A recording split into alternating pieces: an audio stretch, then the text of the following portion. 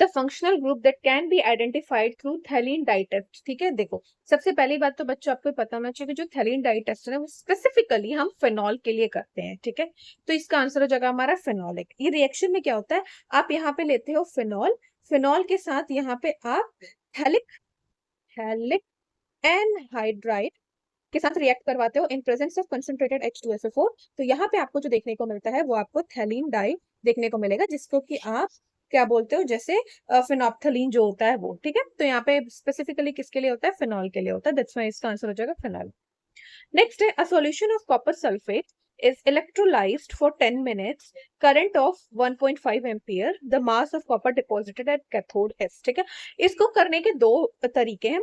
सबसे सिंपल अगर मैं आपको बताऊं कि ऐसा कोई भी क्वेश्चन आता है जब भी ऐसा, तो आप मास जब भी पूछे आप एक फॉर्मूला लगाओ जिससे आपका आंसर आ जाएगा W is equals to M into I into T upon N into F. ठीक है, एफ आपको पता है, देखो क्वेश्चन में दे रखा है। ठीक है, एन क्या हो जाएगा, वैलेंस फैक्टर। ठीक है, वैसे भी ये आपने किस में पढ़ा होगा, फैराडेज लॉ ऑफ इलेक्ट्रोलिसिस जब आपने पढ़ा है तो ये इक्वेशन आपने उसमें पढ़ रखी होगी। ठीक है, आई क्या हो जाएगा हमारा, आई हमारा करंट हो जाएगा, टी टाइम हो गया, and M is molecular mass. आपका इस फॉर्मूला पे आप सीधे पुट करोगे, आपका एक बार में आंसर आएगा। ठीक है, तो यहाँ पे आप डाल लो, क्या डालोगे, एम के जगह पे आपका 63 दे रखा है वो डाल लो, आई आपका कितना दे रखा है, करंट 1.5, टाइम कितना है 10 मिनट है ना, आपको सेकंड में करना होगा तो 10 इंटू 60 हो जाएगा, डिवाइडेड बाय एन। आपका बैलेंस फैक्टर क्या दिया हुआ है, कॉपर सल्फेट, और कॉपर का निकालना है तो क्या होता है हमारा Cu+2। ठीक है, तो आपका 2 हो जाएगा, इंटू एफ की वैल्यू क्या दे रखी है 96487। आप इसको सॉल्व करो, इसको आप सॉल्व करोगे जब तो आपको जो आंसर मिलेगा वो मिलता है 0.2933 ग्राम।